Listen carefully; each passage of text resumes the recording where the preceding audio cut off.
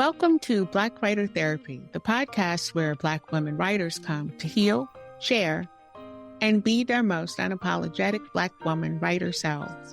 I'm your host and unlicensed therapist, Alishawn, and I'm excited you decided to spend this hour with us. Whether you're joining for the first time or you're a returning listener, this is your space to explore the art of storytelling, find inspiration, and connect with a community of bold and brilliant Black women writers.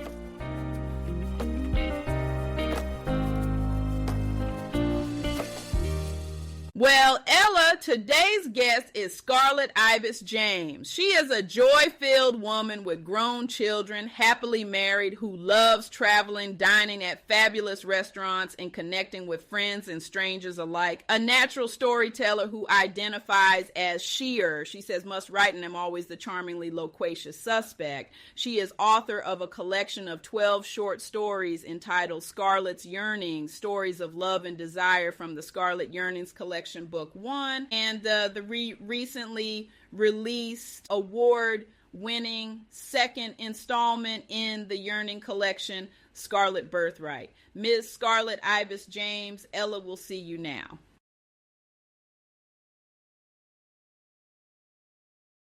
I am so excited that I have Ms. Scarlet Ibis James. I love your name, by the way. It's gorgeous.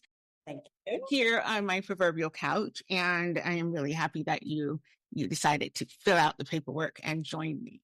How are you? I am fantastic, Ella. So happy to be here. Okay. You are like bright and early this morning, smile, all the things. I'm excited to be here with you. I'm also a morning person. I must say, I am a morning person as well. Are you? I am. I can tell. I am like, yeah. I don't know if I'm a morning person or not, but I'm up in the mornings, right? Because I've shared your bio with the listening audience already, but I like to come back and just like get some clarification. Your bio is so you, like it is so you. And so when I was like reading it out, I had this big smile on my face because I was like, this is how she would say it. Like, this is how she would say it. So yes, joy-filled woman with grown children, happily married. I had this whole big rant about being a happily married woman versus being a happily married wife. Interesting. Yes. And so I love that you put out here with your whole chest that I am happily married. And so I want to know how you define a happily married woman. Wow. I look at my husband and our relationship with delight. So we are quite non-traditional, I think. So even though we're both from the Caribbean and he's from a very patriarchal Haitian background, the way that we navigate around each other and with each other is very much, it's delightful. We are comfortable with each other. Mm-hmm. When we go out in spaces together, we are joyful together, even if we're not tied to one another's hip, you know? Right. I think that it's not to say that it is not perfect. So just for the listening audience, it is that being happily married doesn't mean I am happy and delighted all the time. But when we are not, we have those difficult conversations. We invite folks to the table as we need to, when we cannot sort things out individually. And then it blossoms again. I've been married now 32 years, you know, and oh, congratulations. Thank you. Yeah, I think that it has gone through its seasons, and I feel good. Well, okay. I love that because, you know, most times when I ask this question, and I don't ask it all the time, but when people say I'm happily married, and I'm like, I look at you and I see a whole woman, right? Like I don't see like this kind of compartmentalized mom, wife, employer. Yes. I see like you're a whole woman. And so it's really lovely to hear happily married and know that you are still like in your woman space. So that's pretty dope that you kept intact or you were able to get back to that space. Yeah. I Thank think because I you. think there has to be a getting back to that space once you're done raising the children and doing all the things. Yes. Yeah. I think you can Yes. become a happily married woman once you are in an empty nest. Yes. I think that always it's very interesting. So we were both Catholic when we got married. And with Catholicism, you have to do a pre-Cana before you get married counseling, usually by a priest who's never been married. But that was not the case for us. Our pre-Cana involved a priest, but it also was with a couple. So I think they were very progressive, that particular church. But anyway, I think my husband still remembers things from that pre-Cana. And one of the things that they talked about is that you are first to your couplehood, right? Children do pull, they are a gravitational pull, but I firmly believe that we always have to keep coming back to each other. And so you are spot on in that awareness. And I think the last time that we were in counseling, it was when, our younger son had gone off to college, realized, oh, yeah, we don't need to operate with this other there. Let's figure out how to do this again. Really, wow. Right. Yeah, it is a coming back to. I think so. Thank you for validating that because I'm in that space right now where my youngest daughter is getting ready to, go off to school and it's just going to be me and the husband and the dog and the cat. I was There's like, I so don't much want. freedom. There's I so much know. freedom. Oh my God. I know we're not talking about marriage and stuff, but recently, of course, Valentine's Day, we just that. And one of the sort of contracts we have with our relationship is 1 year. He plans it 1 year. I plan it. Okay. And so in the run up to it, I said, hey, what are we doing for Valentine's Day? And he was like, I don't know. I did it last year. I'm waiting for my invitation. You had to plan it. Of course, I had to plan it. And so I got right on that. And there was a friend of mine who was visiting New York and that day, and he was with his daughter. And he said, do you and is Junior going to be coming to your date? I was like, absolutely not. It was like, it is Valentine's Day. This got nothing to do with it. And I said, this is, you should be with your wife. Why are you in New York with your daughter and, your wife with your son? I was like, this is couplehood.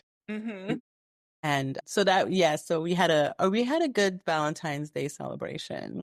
I love that. A dinner and a comedy show. I love that. I'm telling you, I don't even do Valentine's Day anymore. And I really think it's just because we've always done like family Valentine. Oh my God. I think even when our children were younger, no. I am a really weird mother, I would say, in that. No. There are wee things but it's just one day. It's one night. They'll survive. I know. I think as like the mom of younger kids I was like that mom, right? I was that mom because I taught school and I was like, I'm not having my kids come out here and embarrass me. Well, you're a Black mom, so all it takes is a look. Look, like I said, I'm not that Black, so I had to put in extra effort, okay? To throw in some extra. So. I remember, oh God, we're not going to get on topic. Okay. We're going to spend like 4 hours here. Listen, I remember one time at work, I was working in Atlanta and my boss, white man, he said he wanted me to do Boys and Girls Club. Okay. Is it Boys and Girls Club or something like that? No, little sisters, little brother, little, whatever it is. The little ones. Yeah. And big brother, big sister. Right. Thank you. And I said, okay. And so when I got paired up, my little sister took me to a game. Can't even tell you what game because I'm not into sports. But I went, and then I came back and I told my boss at the time, I said, there's Oprah Black and I said, I am Oprah Black. I said, first of all, I had never even been to that neighborhood. I tell everybody that I grew up in an urban environment in Trinidad. It is very different from an urban environment in the US. It is very Yes. different. I am not knocking anywhere, but I don't anyway. Yes. You don't I have to feel say it because I know yes, it's like, am I bougie? Yes. all day, every And he day. just did not. I said, I can't, um, I cannot give her what she needs because I don't know that, you know? Yep. Yep. And look, I love how politically correct you have put this out here. We're But not yes, a monolith. We're not a you monolith. and I, you and I know I could not have done that either. Wasn't my thing. So thank you for taking me down the road and giving me a lot to think about seriously in my own marriage as we are kind of transitioning into like just, us, right? Because we both just turned 50. And so we're just kind of like, we've been together since 17. So just hold on to that. Wow. Yeah. Right? See that? Yeah, that's the difference there. Yeah. Yeah. Wow. Okay. Yes. You say that you're always charmingly loquacious. Have you not experienced this already? Like, You and I have that in common. we're 30 minutes in. I know, and we've not even talked about any of the things writing. yet. No, but that's okay because you know what? All of this is staying right here because I think it's like this is the whole point. I don't do interviews. It really is just Conversation. come sit and talk with me. Yes, I love that you are aware, that you're self-aware, and you look. I'm going to talk a lot, and give me the short answer. Can't. Sorry. No. Now, why do you think that is? Why have you always been this way? Or is it something that you've grown into? I'm serious.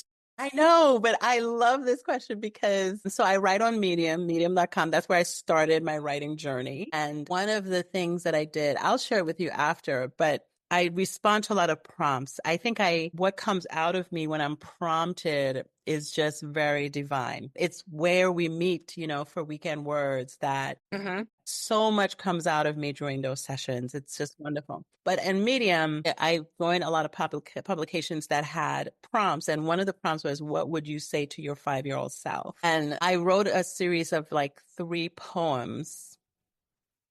And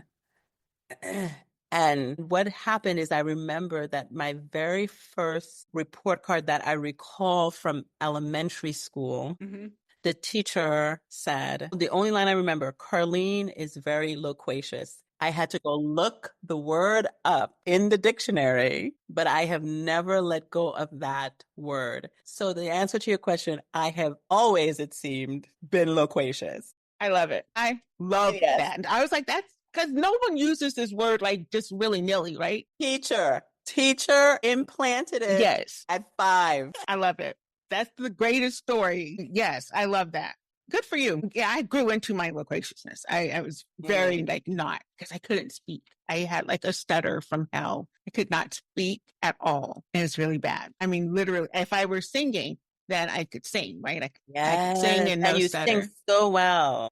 Thank you. I appreciate that. Yes. But no talking. So I didn't. But the interesting thing is, Vicki, I wasn't aware that I was loquacious. I wasn't aware that I wasn't aware of it. It's just how I existed in the world. And I think in a lot of cases, especially in schools, like how we are in school is probably just like very normal. And in our communities, like if you don't talk and if you don't speak up, like I know in my home, right, growing up, if you didn't speak up and you were not making your needs or your wants met, then like closed mouths don't get fed. That's what my mom always said. So if you need something, you want something, don't sit there looking around, talking over people and just kind of, making sure you're heard. That's just a thing in most, I think, Black homes. I know Black Southern homes. It's just what it is. But you go to school and then they say these things, right? Like, oh, you're very loquacious. You're like, oh, okay. That I love Thank that you.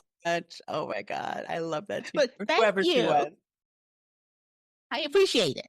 Okay. So I have to ask my favorite question because we really are going to stay kind of on task. I knew we were not though. This is my favorite question. And I started asking it in my first season and the writers would look at me like this. Right? That puppy face. I do. Right? But I think it's important to start here. How are you healing? So I cannot big up enough weekend words. The Fellowship of the Griot. I came to them. Tanya Dixon recommended them. I was part of another group with C. Elise. And coming into Weekend Words was just interesting. So it's a roundabout way of saying I couldn't answer this question for you before January of 2025. I could not answer this question. The reason is that in the same way that I wasn't aware that I was loquacious, I wasn't aware of the healing that was taking place necessarily through my writing. The short answer to your question is it's through writing that I am healing. How well is that going? It's a process. So on January 5th, I did my first communion.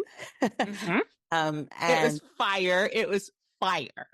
Yes, I did my first communion with the fellowship, and Alatif asked me, how do I manage to, I can't remember exactly how he framed it, but I had just shared that in many of my stories, they are autobiographical fiction, but it's dealing with my feelings for my father. And he asked that question. And it was only in that moment, Ella, that I realized that I was healing through that, especially for the second book, because the father figure in the book is definitely in communion with my father, who is now deceased. Yeah. And how well is it going?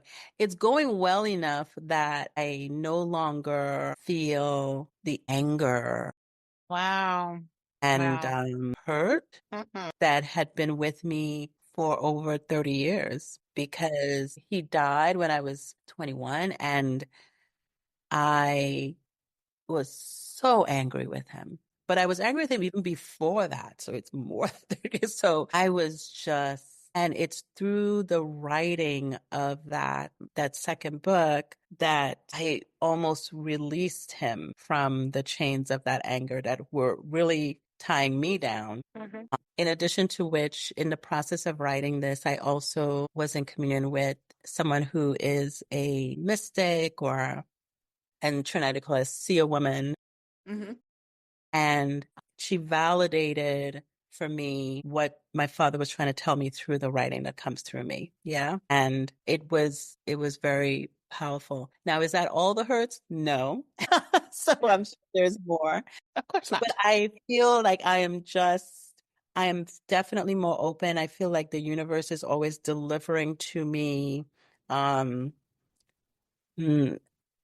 ways and information and thoughts that I can consider in that journey. Yes, I'm just like sitting here, like, holding my peace, because your story mirrors mine almost identically. I remember you talking about your father and being very connected to your story. Yes. Yes. And so But I'm Ella, like, I've got to tell you, the thing about this book is that I've heard that from you. I've heard that from other really good friends.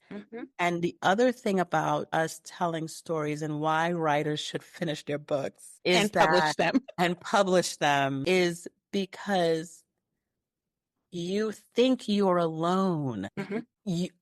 I did not know that right in my small circle of friends. It's things that we never talk about. We don't talk about it.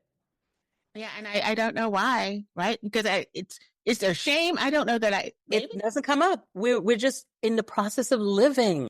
Right. We hardly ever really think about what are the things that brought us to this point. I just interviewed myself, a very good friend and colleague from work, and one of the things that she talked about, she's very much into bringing financial freedom and empowerment. And for her, one of the things that she said that's meaningful in this moment is it is important to understand the mindset and what are the triggers that happened that cause you to manage your money in this way now, right? And so in the same way, how you are in relationship, how you are in friendship, how you are in work, how you are in everything is tied to this background that we never really take the time to think about and talk about. No, it's a little act of Sankofa, I think, that you are doing, and it's very beautiful. I can say you are more open, like your face is brighter. Thank Seriously. Your face is brighter. And when I say, I hope you know what I mean when I say that. Okay, good. Because I'm like, if I had to explain it right now in this mental state, it'd be like, girl, it looks like a light bulb in your mouth. No. And it would just be wrong. But no, I can see the transformation. And I think you just hit on something that I call intentional writing. Because, there's this medical definition of that word. And I not discovered like Christopher Columbus, but I stumbled upon this word, right? Because I'm always using it. And people are always saying, I'm moving with intention and da da da da. And I was looking for something for an old podcast that I had back in the day.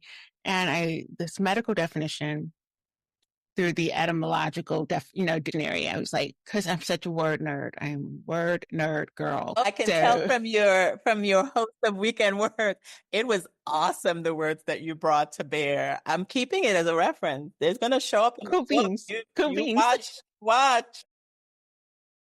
I do. I love words. And I was looking at it, and the medical definition of the word intentions is the healing process, to be a part of the healing process of a wound. And I decided after reading that there was no other definition for the word intention or intentional or any of it, right? Because if we're not healing. We never think about the wound when we're thinking about the intention. I know. That's how I was. I was freaked out. Okay, sorry. I'm going to tour the departure here. I'm looking back at my notes because I'm a part out of many groups, but a part of another group. And they talk about the grateful day, having a grateful day. And number 4 in there is write a gratitude letter with an absence of negative. But then I put in my notes, we need to feel our emotional pain. And that just connected for me when you said that. Yeah, definitely. Yeah, I had Eden Royce on earlier. And she's a fellow South Carolinian, and she's Gullah Geechee and just brilliant, right? And so we were talking, and she's like, kept the whole medical metaphor going. She's like, my writing really is more of the thing that cleans out the wound so that I can see what's there, and then I can start the healing process. And I thought, wow, I've never had that take on it. So I love that you are healing through your writing. I love that your writing is also, I know it's healing for others, right? Because again, these shared connections that we have, especially as women of color, Black women, you have all these little connections, but we don't talk about it. We talk about everything under the sun, all the stuff here in the present. And I'm like, just practice a little Sankofa. Go back. Yes. Go back and pick it up. It's not taboo. Just go back and get it. In the spirit of going back, this year is also my year. I think it's my year to plan our anniversary trip. So for our anniversary this year, we're going to Ghana.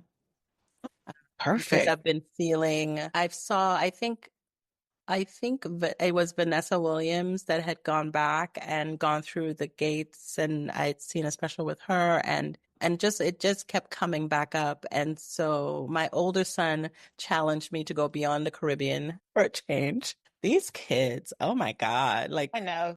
Anyway. So yeah, I'm going to go back, but I'm just preparing myself. My husband and I have been watching a lot of videos about what to expect about. It is not the pretty touristy things that we're seeing that we want to experience. We want to experience the full range. But a part of that is this question of that I keep asking myself. It's sort of that womb, right? Where your ancestor was sent, captured, held, sent. I know that I'm going to feel a lot of things, but including this whole thing of Christianity, because on top of one of the slave caves is a church where people would have processed in and seen. And I'm like, wow, and even going back to some of my inspirational readings is like Earl Lovelace wrote this book, The Wine of Astonishment. And that still so ricochets through my heart because it talked about, because even in my own family, my grandmother became Catholic, but because she was given away to live with a Catholic woman as a young child. And then, but firmly held on to this, insisted that through her generations, you must be, but then the rest of her family stayed, and they were very tightly held to the religions in Africa. Mm-hmm. And so I grew up knowing both sides, Wow. but it's just very interesting that I'm going back as well to understand and to So feel. you know that your family's originally from. No, and see, anyway, girl, they don't talk about that. Like, I came to this awareness long after my grandmother died. Like, I did not even think about it. Like, I knew they were connected to Africa. Who they were, how they got there, no, I cannot trace it. Because even though my immediate family is from Trinidad, their ancestors were from other islands and they came to Trinidad, right? So it wasn't Gotcha. that we came straight from the boat over. So much of Trinidad is actually made up of people from other islands, right? So on Mm-hmm. my mother's side, it's St. Vincent and possibly other places. On my father's side, it's Grenada. It's even native, Mm-hmm. indigenous Trinidadians. So I don't know. Yeah. And in doing my ancestry DNA, I realized they're Scottish. And then there's this record that so closely aligns to my great grandfather. But now it had me wondering, was he really white? And didn't say because he was then with a Black woman. Do you know what I mean? Like, it blew my mind. But exactly the dates, times, names, everything, the birth paper that I have for him, there's a record on ancestry.com. And I'm like, oh my God. That is a story. That is a novel, a memoir. Oh my God. This is a memoir. I haven't tried to pursue it because even like my great grandmother was very interesting. I don't know if she was a slave. I remember her seeing her, like she was alive for a certain segment of my life. But I remember she was very dark, but all her children were almost white. Like she only went with I'm serious. Like she had many, anyway, but all of them were including my grandfather, But anyway, girl, it's all No, confidence. oh my gosh. I could sit here and listen to this. Like, you don't understand how much I love family lore and just and you have a rich connection to it, So much. paperwork and all the things. When you said Scottish lining up, I was like, girl, look, my writer brain was going in. I was ready. That's a It's story. so much. Oh my gosh. I love that. I love that. My goodness. Okay. Storytelling, because you are a natural storyteller. Thank you. You open your mouth and you're like a storyteller, right? Like that's your thing, right? Yes. I love that. Miss Loquacious storyteller. How is that a part of reclaiming parts of yourself that either you were not aware belong to you, or parts of you that you were aware belong to you, but you never knew what to do with them? And now you have found some purpose for them. Is that something that you come through storytelling? So thank you for asking the question. I have not given a lot of thought to what was in place before I started storytelling, but I probably need to, because it's just now occurring to me that I have been going through life not really conscious of how I am showing up. So in other words, I do. So when you say I'm a natural storyteller, I'm interested in that because I claim that. But the truth is, I tend to look at people. I tend to listen to people in the job that supports my writing.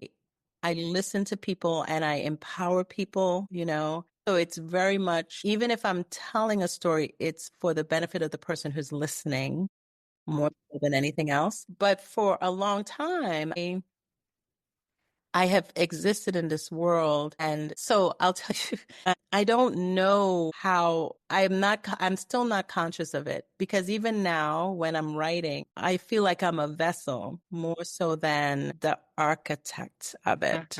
Mm-hmm. So, I get up early and that's when the stories come and I work through the stories. I work through the angles but I'm not doing it consciously enough yet. One of the things, once I get through the next couple of books, which are always going to be short, I think it's owed to my ADHD. I cannot, it is very hard for me to get through a big book. Mm-hmm. And so even in writing, I can't see yet to write a full novel. I'll be honest. It's so much to even do the novella, Mm-hmm. which I just finished. Yeah. but I don't know yet. But I think other people and me tuning into other people, they tell me about myself. And the reason I started writing is because somebody that was on my team, one of my employees said to me, you should write, because even your emails when you go on vacation and you're catching up are great to read. Mm-hmm. And I And you said, didn't know that about yourself? Wow. it was all about me communicating with my team. I So have always known that I was a writer. Since I was a little kid, I've I was always always known. a reader. I was a reader. Me too, but I've always known that I was a writer. Like, I didn't need anyone to tell me that. And my teachers would be like, oh my God. I was like, I know, right? I know. No humility. I know. Yes, I know. And I would really be like, I don't know. It's crazy. I didn't even try. Wow. I know, I've always known, but I think you touched on something that most people aren't. I think you touched on something that we just aren't aware of, right? This law of reflection. And so we think, oh, that's a horrible thing that I don't know this much about myself. But I can be 100% honest with you and say, I don't know what my face looks like. Like, if I had to go and give like a description of my face to the cop, yes, I can't. I have no idea what my face looks like, right? I can look at it here and I'm seeing it. Sometimes I'm like, what's that? Because I don't know. I don't know what it looks like. And in that same way that it's difficult to really know what you physically present as, it is even more difficult to know like what your personality and your true self is. And I feel like that's why, the universe places like these people in our lives to show us who we are, who we aren't, who we could be if we gave ourselves permission, and who we don't want to be. So we got to work on that part. Yes. Yeah. So I think when you said, these people tell me who I am, they show me who I am. And that's exactly what it is, right? That's the law of reflection. And I think the more we pay attention to that, then the more self-aware we become, if that makes sense. Absolutely. Because so many times I have had so many conversations in my professional life where I've said to someone, may I share with you how it's sounding to me? Mm-hmm. And then when I say it, they're shocked because that's not how they meant for it to sound. And a really amazing sponsor and mentor of mine, she said once to me, it doesn't matter what you meant, it matters how it hit. And so that's why it's really important to tell people sometimes about themselves if they're open to it. So I always ask, may I tell you? Yeah. That's very polite too. May I tell you how this sounds to me? Because I'm like this. Don't tell you what you just said. Okay. They may not be ready to receive. They may not be you were ready. saying this. No, you just earned yourself a butt whipping. That's what you just did. No, I wouldn't do that. I'm kidding. Yes, you would. I would. I was never the warm, fuzzy teacher. Not ever. We are moving along, Miss Scarlet. We're doing good. Yeah, we really are. I told you I love your name, right? You did. Scarlet Ibis. And I'm like, I like to see flowers. Yes. Scarlet Ibis is the national bird of Trinidad. It's a bird. It's a bird. It is a red bird. They live in the Caroni River, which is a lush green mangrove-like space in the middle of the island. Mm-hmm. It's a very big tourist event to go on to the Caroni River at dusk when they fly in, because their red plumage against the lush green forest is just spectacular. And then they alight on the leaves and it's just dotted. Are they big birds or little birds? They're not incredibly big, so they're not perhaps as big as a flamingo, and they do fly as well. But they're not little birds. No, because when you said flamingo, I'm like, yes, they're a little bit smaller than a flamingo. I have to look it up. I think somebody told me that there are some in the Central Park Zoo. Junior, we've got to go to the zoo. We have to go because I've never seen one outside of Trinidad. So wow, it'll be interesting. They probably won't be as red or as beautiful.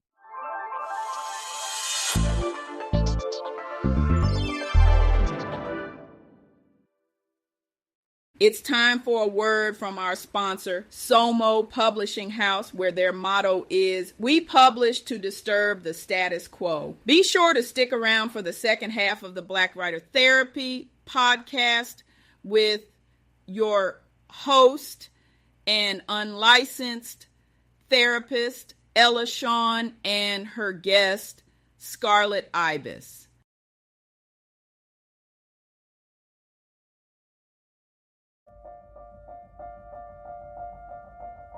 Do you feel it? That tug? The one whispering, it's time to finally tell your story.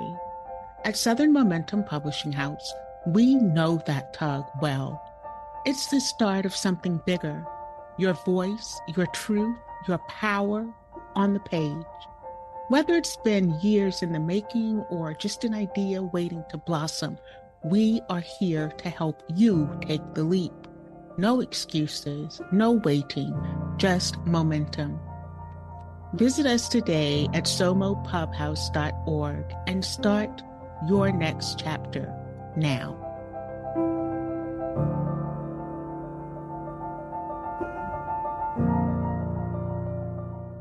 Welcome back to the second half of the Black Writer Therapy podcast with host Ella Shawn and her guest Scarlet Ibis. Let's find out why today's guest chose her pen name.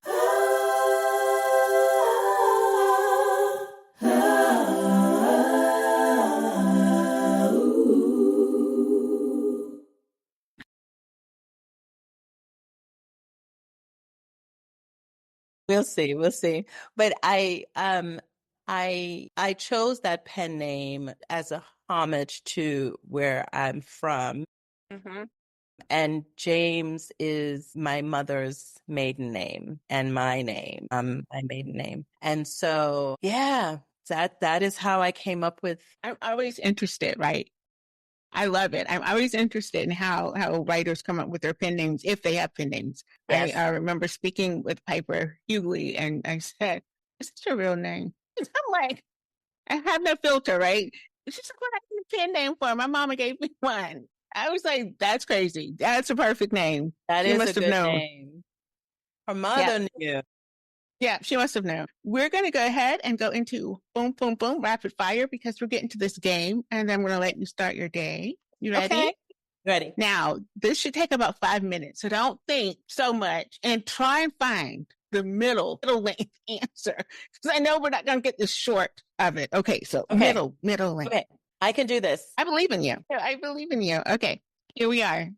What's one Caribbean tradition you swear by and one you secretly think is nonsense? A tradition. What's a Caribbean tradition? What would you think is a Caribbean tradition? What do you mean? I don't know. I don't know. I know, So, for us, yeah, tell me tradition would. Okay, a tradition that I don't even know if tradition is the right word. Maybe it's superstition. I don't know.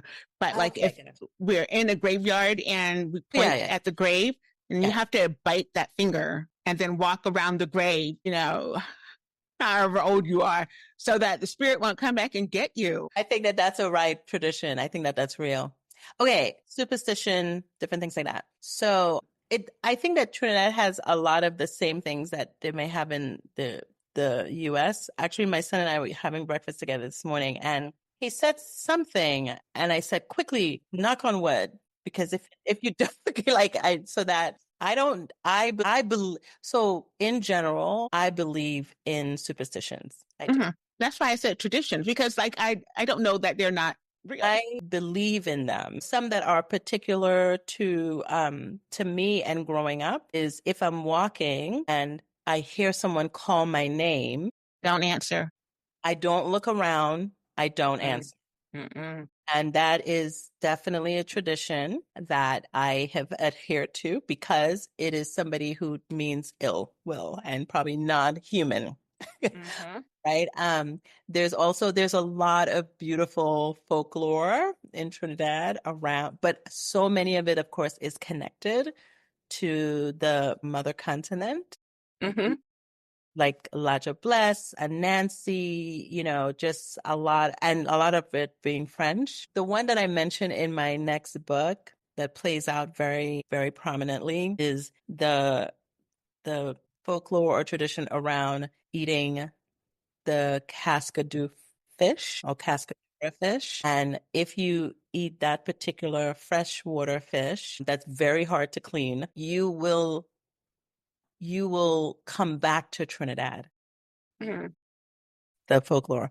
It is not true. And so I know that because my father ate it and he did not come back, You did. you Oh, know. wow. Wow. So Wow. yeah, so that, but it's something that I've always, that we grew up with. In fact, the first time that my husband went to Trinidad, Granny cooked him every Trinidadian dish known to man, including cascadura. She was like, you will come back here. And I think it works for him. I think it depends on your heart. If you have an open heart to it, Yes.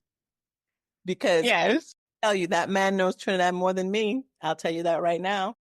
I think you said the right words, right? You have to be open Yeah. to the possibilities of it. I love that. Yeah, a lot of people call all of that stuff hoodoo, and you know that's the nomenclature for it now. And I'm like, but You have okay, to I'm be not gonna get open. into You that. have to be open to it being there.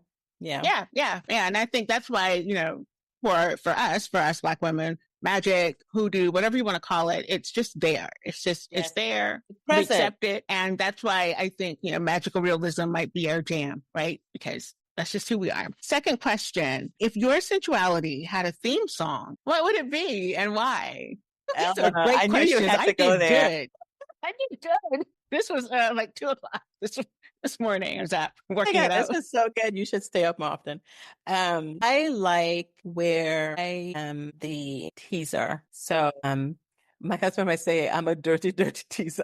My God, that sounds a little dirty there. It's not, it's a Trinidadian sound as well. But I think, but embodied in that, again, I'm calling, I don't know. This book is just possessed my mind. But my second book, the main Yes. character his name is Jerome. And Jerome is, I got the name from a Simi song. Simi is an African songstress. She's an African musician. She wrote this song called Jerome that I love, but I see me as her, you know, like in that, you know, Jeremy, Jeremy, I want you to love me. Jeremy, baby, Jeremy. Oh. Like, I just love, like, I think the You know, I'm going to song have is to just find this.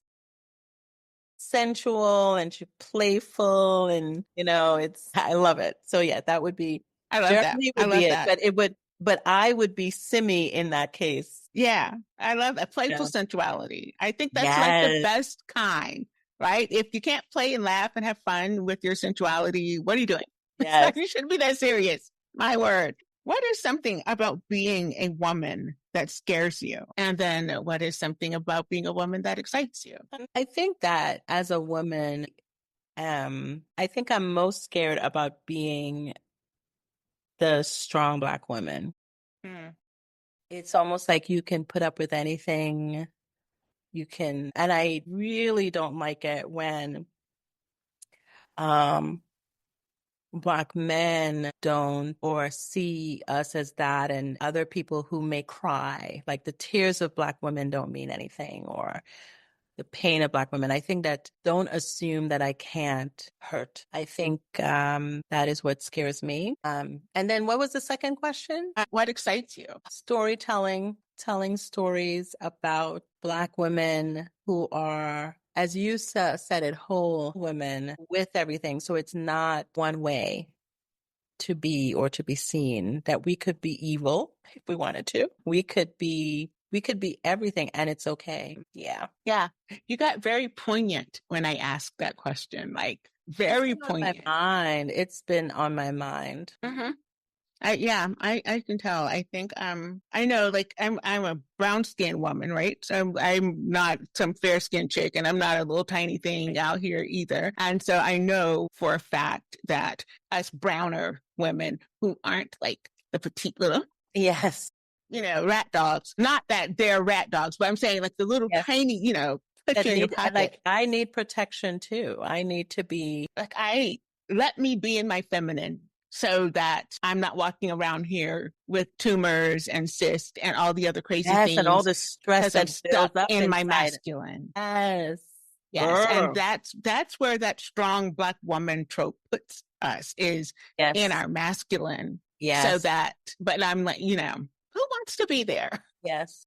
Not unless you want to be interesting. There. Yeah, I think that I have been That it has been said about me that I am masculine in a way. So that in that I am very dominant. But I saw it, because Instagram is where we get all our things these days. But there was a Black man talking about it. He says, it's because she has to be, And so until I come, and that's what he said, well, until I come along and I am the man and I provide and I do these things. And I think that but I don't want to be. Like I tell my husband all the time, I said, I am a fragile flower. Let me be.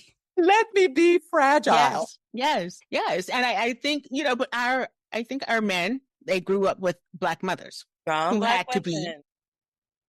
Right. And so it's like, why aren't you like this? Yes. Because I'm not. I'm fragile. I'm not. I want the soft life. I took the soft life. I did. I used to live that kind of, I am woman, hear me roar. And then I realized, A, women's lib is for white women. B, I don't want all of it. I don't want to do it all. I don't want to bring home the bacon and fry it up in a pan. And I don't want any of the Australian commercial. Bacon. Like, I don't even eat pork. So I was like, I don't want any of it, right? I just let me be soft. Let me be here at home in my space, creating and doing all the things. Cause that's why we're here. So thank you for sharing that. That was really beautiful. If you had to describe your writing as a dish, what would it be? Oh my gosh, what is this dish? And because you keep talking about it. Been on a binge with pilau, man. Okay, so I guess pilau in America is what I would call it. So pilau is a Creole dish from Trinidad, and it is first you put oil in the pan, like canola oil, not olive oil, probably almond oil or avocado oil. And then you put sugar, generous, maybe 2 tablespoons, stick with me. And you put it on and you let the sugar burn, but not black, to a dark golden brown, dark enough so that it can, when you put the other things in, it maintains a glowy brown, like it looks like, and it bubbles, and you mix that around. And then you put usually chicken, but you can do it with beef, or you can do vegetables, but I put chicken in.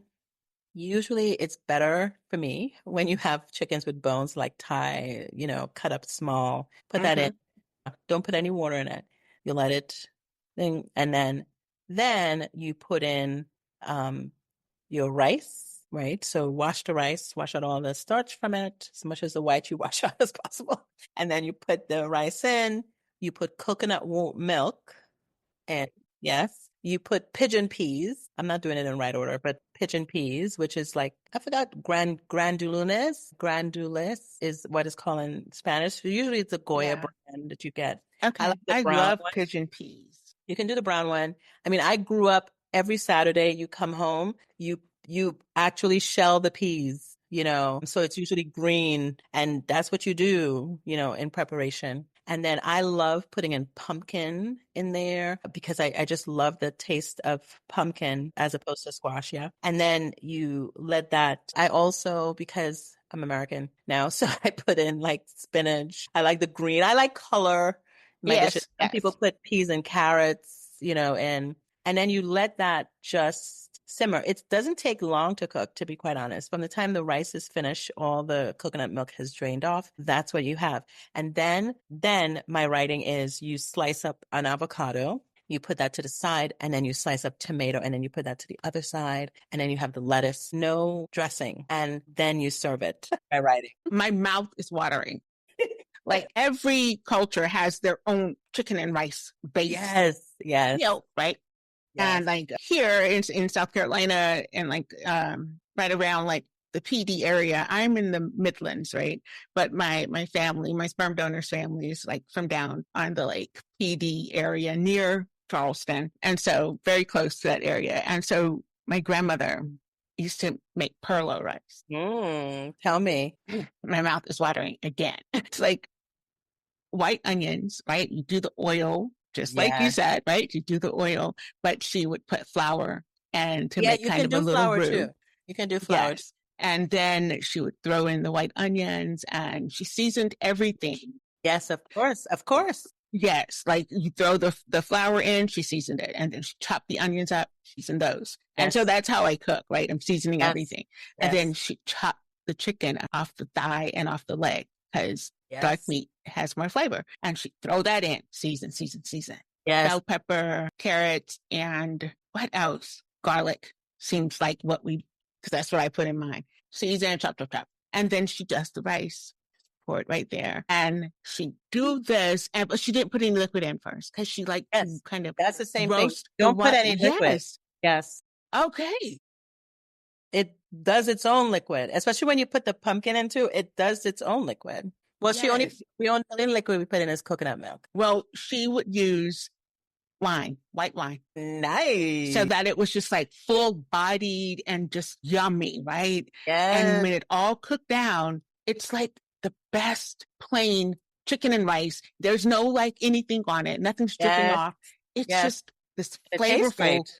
Yes. Oh my God. And I make it sometimes for my family, and I put cinnamon in everything I cook because I do. And I don't even know why. I think it's like prosperity and good luck or whatever. But it kind of hits this Moroccan thing, right? But it's still my grandma's perla rice. Oh my gosh. So I just finished reading this book by Nikki G. Lore called Carnal.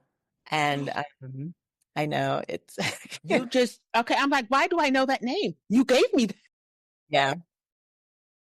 It's awakening. But the thing that I took away from her writing is not probably what she expected, in that now I put cinnamon in my coffee. I put a little nutmeg. Like everything that woman in that book made was spiced. And I forgot. She reminded me. Yes.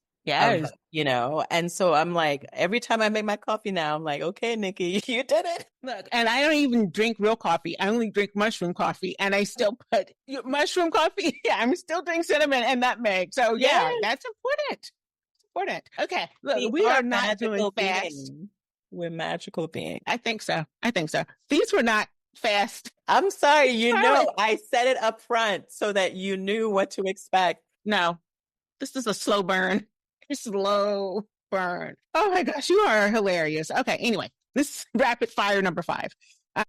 If your ancestors could see the woman you're becoming, what's one thing they cheer for? What's one thing they side-eye you for? I think there's an ancestor who is hovering over me all the time. But the problem is I don't remember her name. And I think she's side-eyeing me for that. It's like she came immediately to mind when you said that. She's 20-something, but she loved me.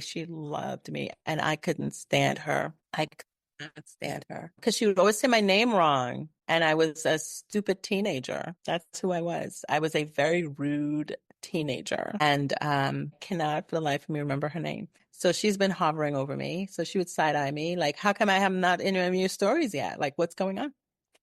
And one thing that they'll cheer me for, I think my grandmother, she would side-eye me and cheer me on. My grandmother would cheer me on that I'm writing about Trinidad and I'm bringing these traditions up, etc. She would detest that I'm whining about my upbringing or that not having my father there. This was her son, yeah? So it's like, get over it already. Like, yes, I remember you shared that story from Scarlet's Yarnings. Was it a red car? Yes, the color red. And it's very prominently featured in this new book in a completely different way as well. Yeah. Like, get over it, Carlene. It's hard. You were fine. You're fine. No, you're not. And it's okay. I don't think people realize how hard that is. And then to know that they're there doing other things with other people. It's hard. Yes. Yeah. Yes. Yeah. Wow. Okay. This has been way too much fun.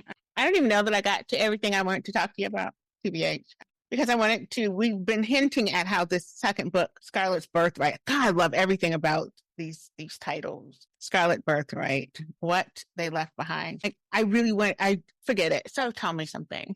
You said it was your most cathartic book, and I know why it was your most cathartic book. But if this book is healing, if it has really kind of opened up this space where you can allow the anger to pass. Do you think that book 3 in this series will feature your father? No. He is finished. He is good. Wow. Yeah, he's good. He's good. Wow. Yeah. Okay. You're giving me goose pimples. Yeah. That He's is good. amazing. Yeah.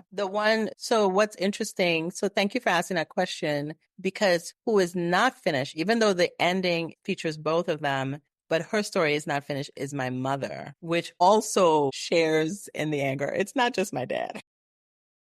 Wow. But for her, she hasn't come to me, so I don't know, but I am expecting her. Does that Yes. make sense? Yes.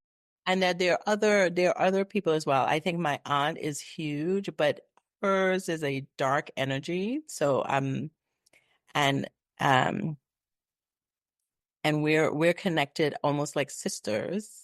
Hmm. In many ways. But for my next books, there are other people. Like I feel I might be a mystic in many ways because there are other people around, other stories that are coming up. I think I talked about over the weekend, I shared the delivery driver. That story is also linked to Ghana. And so I think that it's going to develop even more. Yeah. So I'm waiting for that experience. But there are other stories that I don't know who it's going to touch. I don't know who these words are for, but they keep knocking. The last thing that I would tell you, what's really curious about the first book, Scarlet Earrings, is that the last story in the book, I have the best editor, but when she got the first one for development, she was like, "What?" She says I was going along, and in fact, the last story in the first book was somewhere in the middle, and it was just like all that stuff. And I was like, I know. And she says, "Look, if you need to more space, like give it more space to." Yeah. And I gave it more space, and but I still did not. It was less about me, and it's one of those things where again I'm pointing to their stories for other people that are not about me. They might have originated in some way related, but it's very not my story. But again, somebody read my book. I don't know who, and that's the one they love. That's the one my sister loved. And I'm like, really? I don't, but again, it was not for me. Yeah. So Wow. I'm allowing those to come out next. I'm allowing what comes, because even this I second, love not this. what I intended. It was just a Yeah. short story. And then it just kept coming and coming and coming and coming. I love this. I love this. And it makes me wonder. Love your peace. I love when we break in the song. Yes. I got that from you, girl. Oh my God. I I know love I when you stay do that. breaking into song. And my characters actually come to me in songs. Yeah. That is how they kind of say, this is what's happening. This is how I feel about it. It's always in song. And so I'm just always singing in the house, but it's not me, it's them kind of letting me know what's up. Yeah, it's weird. But that's the first communication I had. I couldn't speak. Right. Yes. So that was the That's your first way gift. I could communicate That is to my your gift. family, right? Yeah. I'm so happy for you that you have made peace with your father. Yes. I really am. I'm saying that as a daughter who has not made peace with her father and I have willfully shut. Oh, I understand that too. Yeah. But I am. And I need not do that because it's detrimental to my physical self, right? you know And my this spiritual girl. self. You And know so, but this. still I am not in a place where Tommy Finkley, yes, I'm calling his whole government name, cannot. I was there until I wasn't. And then And just allow. This was years in coming, years in coming. I do have a letter in my book, but it's not the letter that he wrote. He, in fact, didn't write a letter, which was very hurtful to me. And the recognition of the absence of the letter is what I held on to for a long time, It is what it is. You need the time. And in fact, when it happens, when he breaks out, have you read the book The Shack? No. Oh my God. Yes, I have. I have. I was like, wait a minute. I know I read so Way many. back, way back. I know, but it's also an old book. But I loved, first of all, I loved um the spirit, the spirit portion of that book. But the most poignant piece to me, again, years in coming, I probably read The Shack in maybe 2004, 2005. Like it was a long Yeah. time. But the part that got me was when he encountered his father. And in fact, reading the book was one thing, but when I saw the movie, it was very poignant because you realize that your parent was absolutely a product of their childhood as well. And what's the story there? Anyway, yeah. Yeah. What you just said to me reminded me of the shock that he was holding on to all this anger for a father that hurt him. And then, but there was so much love there from the father to him, which was the healing, like to recognize. Yeah. But then I think the hurtful and the scary thing, Vicky, that I heard from another friend of mine recently is, what if the love is just not returned? You know, Right. not returned. Yeah. What if there was just, I knew Then you you were make out it up. there. We're writers. We write Look, things. I knew you were out there, right? So, wow, it's been awesome. But we're going to play this game and I cannot freaking wait. We haven't played the game yet? I thought that was. No, I told you, and we are going to play this game because I specifically made it up because I absolutely love having stories. Okay, let's play the game. So you are going to have to make up an impromptu story. Okay. And I love having story time. So this is called the audacity of Black women writers. The game is the audacity of game changers. And that's us, right? That's all the Black women who are out here writing and putting their words out into the world, even though systems are in place to silence them. And so I love celebrating us. And I figured what better way to celebrate us than show off our storytelling skill. All right. So I have cards 1 through 10, or card piles 1 through 10. And I just need you to choose a number that isn't 8 because everybody chooses 8. I'm tired of it. So 8. I always choose 5. I choose 5. 5, 10, 15, Good. 20. Très bien. Yeah. Okay. And so now you need to choose a letter that's in the word audacity. See. Wow. This is going to be good. Okay. You said that so silently. At first, I was like, did she say something? C. 8C. Okay, let me find my C. It's not that many letters. So I'm like, what's happening? My cards, I need to laminate them. Oh my God, this is going to be so good. So good. Okay. Your word, and let me unblur so that you can see your pretty card because I really worked hard on. Okay. I love your plan. Compassion. Okay, so you have the word compassion and you have to use that word in your story. And the topic for your story has to be emotion and expression. And you get about 5 minutes, but you don't have to tell a 5-minute story, obviously. So let me get my timer going and I'll tell you when to get started. And your time starts now. I have to tell you or write it. No. You're telling me a story right now. She got the text message from her. It read, I just got the email and we're fired. She was silent for a long time. She understood what it meant. The news had been coming through every avenue. She had been petrified. She had been worried. She saw the violence being perpetrated in other divisions. She hoped, but somehow knew that she would not be spared. Even with her Ivy League education, perfect grades, she would still be considered a diversity hire. She knew. She kept her eyes closed for a long time, and when she opened it, she saw that it was actually a FaceTime call, and her boss, also a white woman, was looking at her with compassion, even as she too had been fired. She said, thanks, Becky, hung up, sat back in her chair, and decided to write about it. And so she did. Yeah. You're done? That's it for now. Yeah. I was like, oh my gosh, she went there. Thanks, Becky. But, Becky was the first DEI hire. Exactly. I love that. I was like, okay, keep going. It's what came up last night. I channeled that story last night, some of it. but I took a different turn with making sure that people understood EI does not equal Black. It doesn't. And so many people don't understand that. And they are going to be burned and not know what to do with that. Yeah. But there can still be compassion there, even in the midst. The interesting thing is recently my boss had to do something similar, and he was impacted, as a white man as well. And I couldn't imagine. It was such a hard thing. It's so weird though, because it's not the companies, it's not the schools, it's not the institutions. And so I think that's where the difficulty comes in. It's not because it's not the boss. It's not the people you've been working with for years, right? Yes.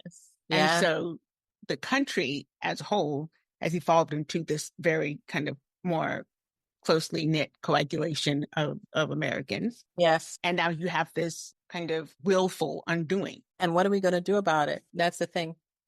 Hold on one moment, Vicky. Demar, can you do some tea? Do some tea. The juice is not going to help you. Sorry. Yes. It's okay.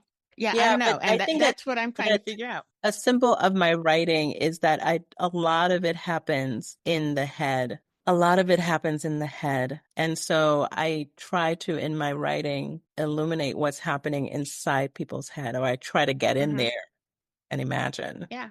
What's happening, Yeah. That was a perfect tiny story that, as Alatif would say, your economy of words is phenomenal. And I told a big story and small. Don't tell me. I love those boys. I do. I love them dearly. They're amazing. My gosh, they are. I love them. They're like little brothers. I feel that they're larger than life men, to be honest. I think they're just beautiful. I think, it's interesting. So tell me what you think of the story, especially how it begins. So the interesting thing is I perhaps imagined how I would want a Black man to be, or how a Black man is. And I think even though it's not about them, I channel a lot of how they are expressive, but it's not apparently a norm, It isn't. Look, I had to say it. It wouldn't stop coming out, right? Stop saying it. It is not. I think that's true, though. It is so true that it's not a norm. It isn't a norm. But there's so many of them in the fellowship who are expressive. There's so many. They've done a lot of work. But honest, though, like a Vicky, is something that I am testing the truthfulness of it. So if I look at all the podcasters, if I look at the men who are creating music, if I look at, and I'm just talking Black men, Black podcasters, Black writers, is it true that they're not expressive, or they just haven't found an outlet that would allow them to be? I think you're hitting on something so profound. You have named all of these people who are creating. Yes. Creativity is a divine feminine gift. So what you have are all these men who are in harmony with themselves, and they can be expressive, and they can be masculine, and they can be even feminine when they choose to be, and still be your all around guy, because they're in harmony with themselves, because they are working through creativity. But if you have a man who has accepted writing, drawing, painting, all this stuff, I'm not doing that. Or if you have a Black man who is in hyper masculinity and he thinks that all he can do is scowl and play a sport or do something bodily, right? Then that's like you're just in masculine space. So you have not tapped into the feminine space and you don't know how to express these words. In that way. Fascinating that I'm thinking about, because so it's interesting. So even my husband says, yes, Carlene, I don't use a lot of words. So it's something that I'm thinking about in my writing, because I wonder if I'm representing the men in my stories in a way that's really honest, or am I representing them in a way that I want them to be, I represent them the way I want them to be. Give me the fantasy. I represent them the way I need them to show up in my life. And I hope that in doing so, I hope that in writing them, repetitively in this very expressive, Tell them that this is beautiful how you can way be. that they will, that will manifest in them. That is my goal. I love it. I love it. So no, don't try and make them like they are for real. We don't need it. We don't need it. It's too much. We get enough of that. We already have those we're dealing with in real life. Thank you. Let me have the fantasy, right? I have a character in the book I'm writing now. His name is Monday Abel Braithwaite. I'm so in love with him. He's a like, book. I can't even tell you how in love I am with this man and how he loves Cooper and how he cares for her and how he has cared for her lifetime after lifetime after lifetime, even when she doesn't remember who he is, even when she is being all sideways and obtuse. He genuinely loves her. But he is also, don't make me Cooper, okay? He is also, is that what you said? When? Right? And me? so he is like this perfect, dominant, but he's also her man. Don't touch my flowers. I love him. I love him. And so no, keep writing them like they need to show up, because then we can manifest that in the world. Okay. I love you. Yes. Yes. I love you too. Oh, look, boom. Wait, before we go, you have to tell the people what's going on with you, how they can get in touch with you. Tell them when your second book is coming out, all the things. Okay. Scarlet Ibis James. .com is how you can reach out to me. That website is in a state of change. Right now it's everything, and I'm changing it to just be about my books, and my writing will just be on Substack. And you can email me as well at scarletibisjames@gmail.com. And my book that's already out that I would love for you to read and review and react to is a collection of short stories that I developed over the last 2 years, 2-3 years. It's called Scarlet Yearnings. And that's available wherever books are sold. If it's not in your bookstore, ask for it. They can get it.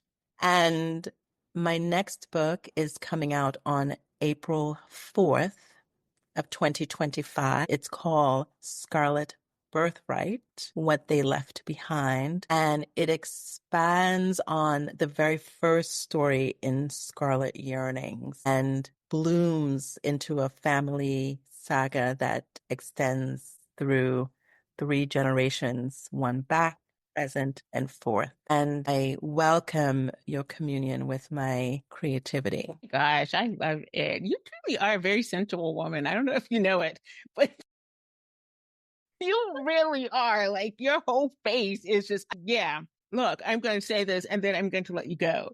I was listening to the Audible. Were you? For Scarlet, I was like, I can't listen to this woman's voice. This is Jasmine. Jasmine L. Kirkwood is amazing. I said, I can't. And I am not in any way, shape, or form bisexual or pan or any. This woman's voice, though, granted, it was like 4:30 this morning in a fever dream, but I was like, oh, no, ma'am, I cannot. Okay, so you must please leave me an Audible review and mention, please, like the whole review could be about Jasmine, because I feel like she's not getting enough love. She was a fantastic collaborator in bringing this Audible to life for Scarlet Yearning. Jasmine, what's her name? Because look, Jasmine, without an E at the end, L. Kirkwood is my narrator, and a consummate professional, very amazing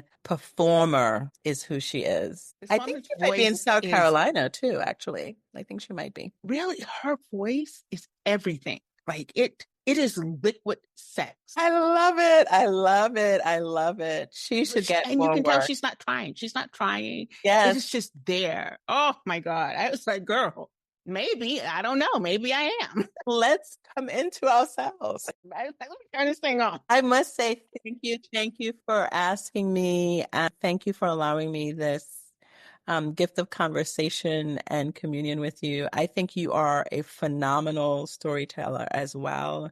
Thank you so I much. think you bloom. You're so surprising, and you've blessed my life with your work as well. You are sweet. Wow. Thank you. Good. I do, All the but thank time. you. Thank All you. right, That Vicky. makes my day. All right, darling. All righty. Thank you. See you later. Ready? Bye-bye. Thank you for joining us for another episode of Black Writer Therapy, where we amplify and celebrate the voices of unapologetic Black women writers. We're proud to be part of the Alive Podcast Network. Be sure to tap into the only Black woman-owned podcast network with its very own proprietary platform and app. When you download the Tap In app, you gain access to nearly 100 Black creative voices. To support Black Writer Therapy, subscribe and choose me as your favorite podcast host. 50% of your subscription fee goes directly to this show and allows me to continue to bring you quality content like this. Until next time, remember, be kindest to yourself first, always, and in all ways. I am Ella Shawn, your host for Black Writer Therapy Podcast.